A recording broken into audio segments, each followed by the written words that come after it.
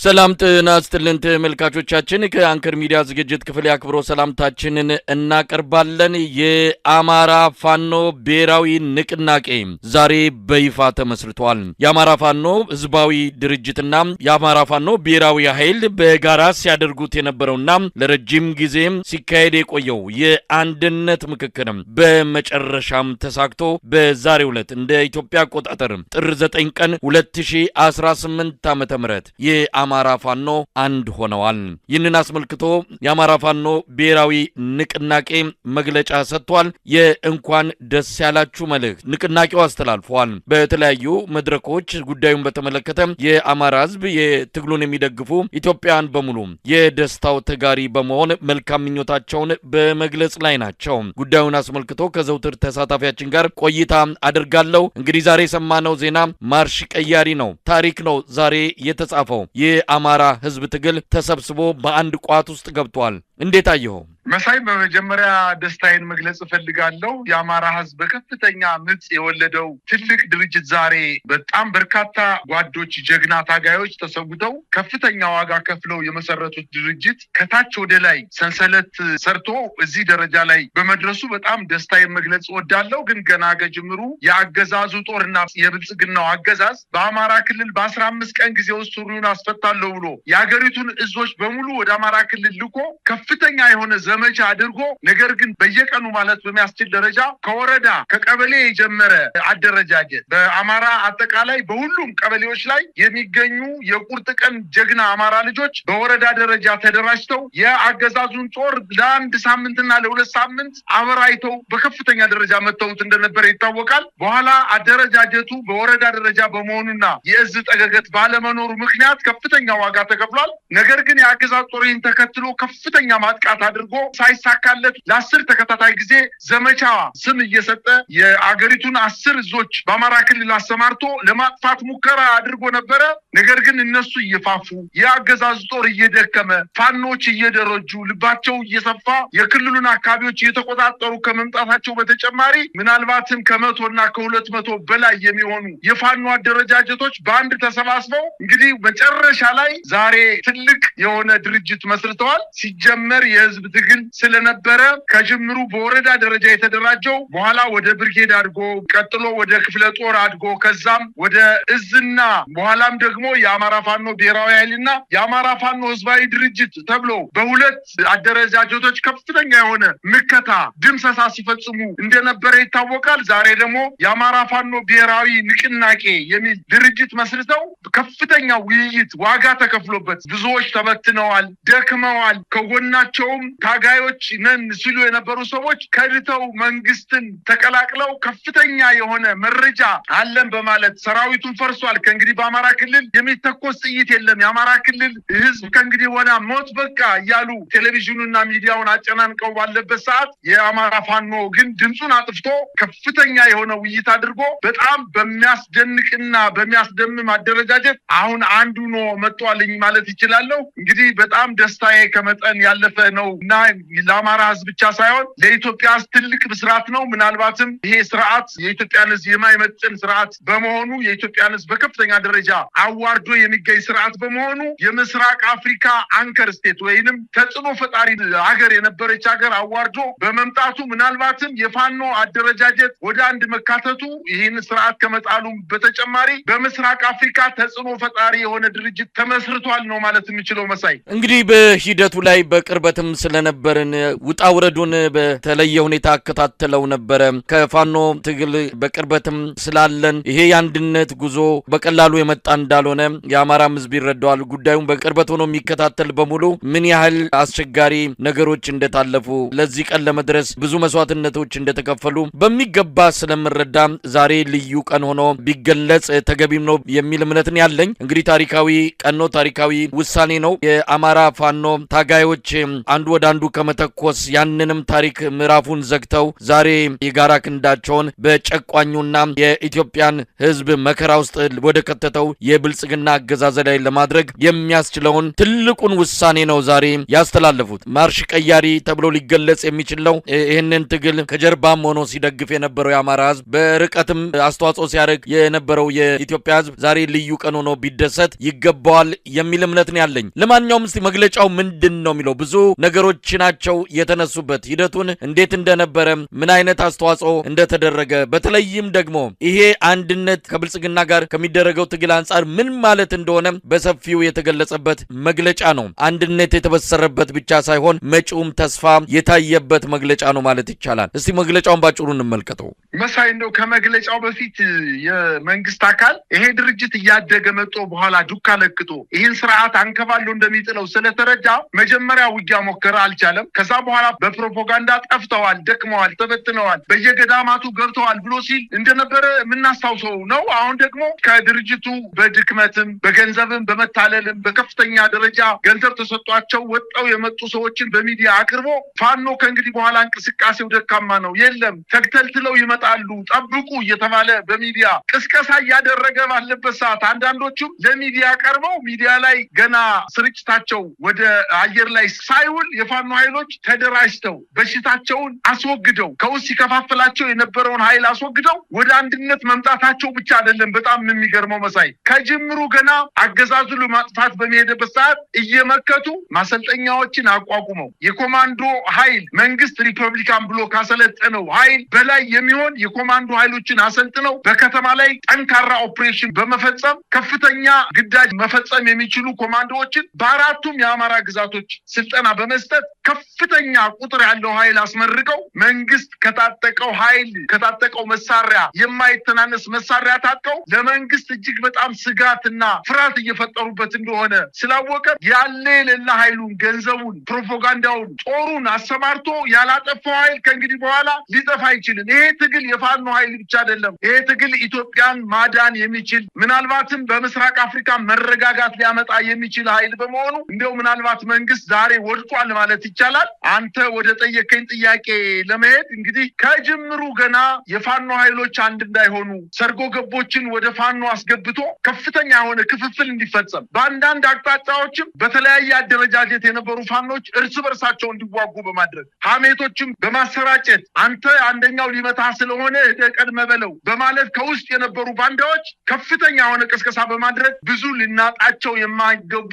ወታደራዊ አመራሮችን ጭምር ታጋዮችን ጭምር ከፍተኛ መስዋዕትነት ከፍለው ዛሬ ለዚህ በቅተዋል። የተሰዉት ለአማራ ህዝብ ብቻ ሳይሆን ለኢትዮጵያ ህዝብ ነው የተሰዉት እነዚህ ሰዎች። ነገር ግን አሁን ቆሻሻቸው ሲወገድ ግን ምናልባትም 5፣ 10፣ 15 ቀን እንኳን አልቆዩም፣ ወደ አንድነት መጥተዋል። ይህን አንድነት እንግዲህ አስረስ ማረ ዳምጤ ሲያነበው እውነት በሰውነቴ ውስጥ ከፍተኛ የሆነ ደስታ እየተሰማኝ ተስፋ እየታየኝ ነው የተከታተልኩት። መሳይ ይህ አደረጃጀት ለእያንዳንዱ ለሚመለከተው ልምድ ላለው ቅድሚያ ተሰጥቶ ወታደራዊ አዛዦች እነማን እንደሆኑ፣ ፖለቲካ አዛዦች እነማን እንደሆኑ፣ አስተዳደራዊ መምሪያዎች እነማን እንደሆኑ፣ ፖለቲካዊ መሪዎች እነማን እንደሚሆኑ በደንብ አድርገው ምናልባትም ከ1 ዓመት በላይ የፈጀ ውይይት አድርገው ለዚህ በቅተዋል። እንግዲህ ደስታቸውን ለኢትዮጵያ ህዝብ ለአማራ ህዝብ ብቻ ሳይሆን ለኢትዮጵያ ህዝብ አስተላልፈዋል። የአማራ ፋኖ ብሔራዊ ንቅናቄ የተባለው ድርጅት ከታች ወደ ላይ በመምጣቱ ፈተናዎች ብዙ ነበሩበት።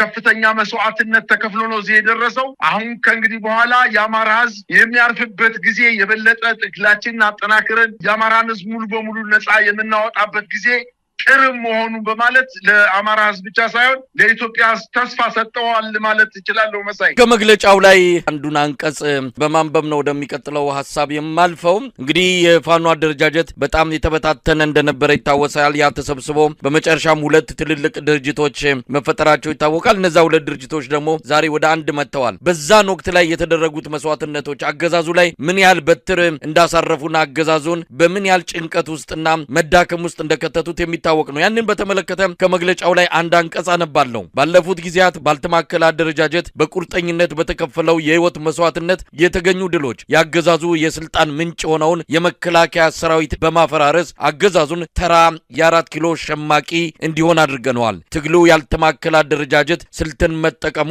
ተለዋዋጭና ለአገዛዙ እንዳይመች በማድረግ በአጭር ጊዜ አገዛዙን በማንሰራራበት ደረጃ ማዳከም ተችሏል።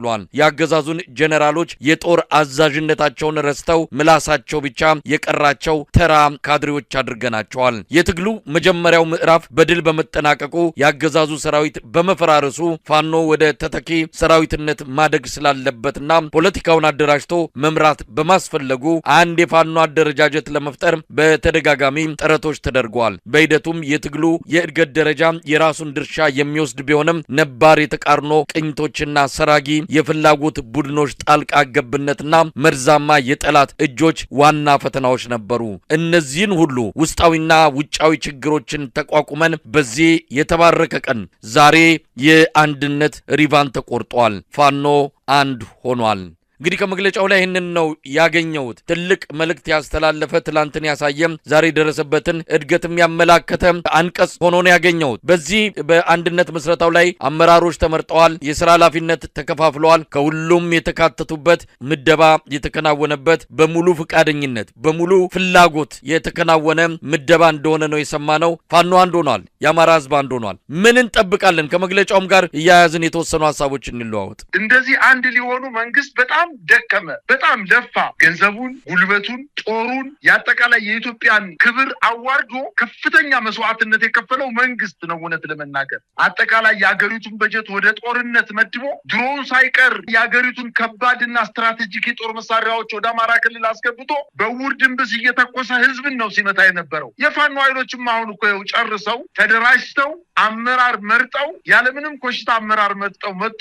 አመራሩ አንድ የሆነ ሰራዊት ደግሞ ምን ሊፈጥር እንደሚችል ደግሞ ምናልባትም በዚህ 1 ወርና 2 ወር ውስጥ መንግስት ይመለከታል፣ ያየዋል። ከ2 ወር በፊት ይሄ ውይይት አልቆ ተጠናቆ በዚህ ውይይት ውስጥ አስረስ ማረ እንደተናገረው ባለቀ ሰዓት አመራሮች አስወጥቶ ወደ መንግስት በማምጣት ያፈረሰ መስሎት ነበር። አሁንም ሁለተኛ ዙር ውይይት አድርገው ጫፍ ላይ ደርሰው መግለጫ ሊሰጡ ባሉበት ሰዓት እንግዲህ ለረጅም ጊዜ ሲታገል የነበረው ኮሎኔል ፋንታሁን ሙሀባ ከድርጅቱ በማምጣት ድርጅቱን ያፈረሰ መስሎት ነበረ። ነገር ግን ድርጅቱ በሁለት እግሩ የቆመ በአለት ላይ የተመሰረተ ከፍተኛ ዋጋ የተከፈለበት ትልቅ ዓላማ ያለው በምስራቅ አፍሪካ ተጽዕኖ ፈጣሪ ሊሆን የሚችል ድርጅት እንደሆነ ገና ከጅምሩ ይታወቃል። የተነሱበት ምክንያት ከባድ ነው። አገርን የሚያጠፋ ህዝብን የሚገድል አገርን የሚያዋርድ ስርዓት በኢትዮጵያ ላይ በአጋጣሚ ነግሶ የተቀመጠ ስርዓት ለማውደም እንጂ አገርን መልሶ ለመገንባት ያልታደለ ስርዓት በኢትዮጵያ ላይ ለረጅም ጊዜ መቆየት የለበትም በማለት ወደ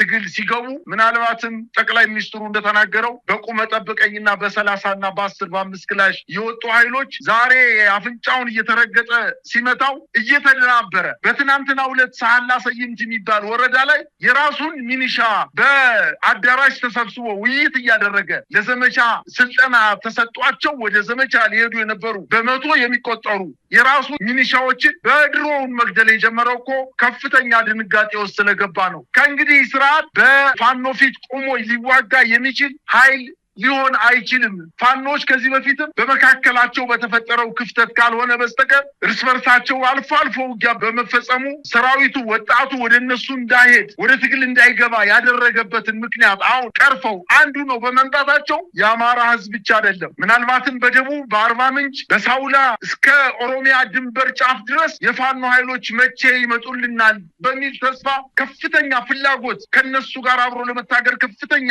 የሆነ ስሜት እንዳለ እኔ በራሴ ባደረኩት ጥናት አረጋግጫለሁ። ሰራዊቱ ፈርሷል። ከእንግዲህ በኋላ ኢትዮጵያን ሊታደጋት የሚችል ፋኖና ከፋኖ ዙሪያ የተሰባሰበ የኢትዮጵያ ወጣቶች ናቸው በማለት ብዙ ኢትዮጵያውያን ተስፋ አድርገው የሚጠብቁት ድርጅት በመሆኑ ከእንግዲህ በኋላ ምናልባትም መንግስት ዛሬ ከፍተኛ ሽንፈት የደረሰበት ቀን ነውና በድፍረት ለማጥቃት ተንቀሳቅሶ የሚያጠቃበት ምክንያት ሊኖረው አይችልም። የፋኖ ኃይሎች ግን ምናልባት ሰራዊታቸውን በውዘዋል፣ ትጥቃቸውን ይዘዋል፣ ስልጠና ወስደዋል፣ ዲሲፕሊን ታጥቀዋል። ከእንግዲህ በኋላ ሲለማመዱት የነበረውን ነገር ከአማራ ክልል ወጣው ሌላውን ኢትዮጵያ ኃይሎች አንድ ላይ አሰባስበው ኢትዮጵያን ወደ ማዳን ሊመጡበት የሚችሉበት ጊዜ ሩቅ እንደማይሆንና በአጭር ጊዜ ስርዓት እንደሚያስወግዱት ነው የሚታየኝ። መሳይ እንግዲህ መግለጫው ለበርካታ አካላት ጥሪም የተደረገበት ነው፣ ለሰራዊቱ ለፋኖ ሰራዊት ማለት ነው። አሁን እንግዲህ አንድ ሆኗል። ከዚህ በኋላ የከሌ የዚህ የሚባል የለም።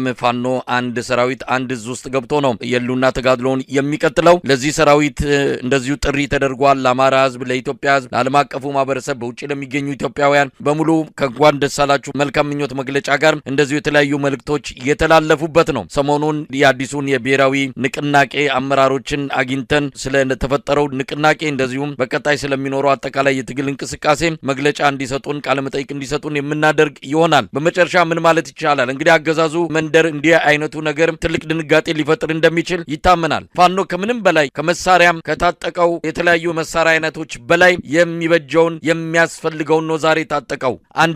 አንድነት ካለም ፋኖ ቀሪውን በቀላሉ ሊሻገረው እንደሚችል ምንም ጥርጥር የለውም። ያንን አንድነት ዛሬ አብስሯል። ምናልባት በአገዛዙ መንደር በተለየ ሁኔታ የተለያዩ ሐሰተኛ መረጃዎችን በማሰራጨት የሚከፋፍሉ አጀንዳዎችን በማምጣት አንዳንድ ግለሰቦች ቅር ያላቸው ካሉ እነሱን በመጠቀምና በተለያየ መንገድ ይሄ መጣውን አንድነት ለማጠልሸትና ሌላ ነገር እንዲመስል ለማድረግ መፍጨርጨራቸው አይቀርም። ችግር ያለበት ወንፊቱ አጣርቶ በመጨረሻም እስከ ቀራኒዮ እስከ ትግሉ መጨረሻ ድረስ የሚጓዘውን ይዞ ዛሬ ከመጨረሻ ውሳኔ ላይ ደርሷል።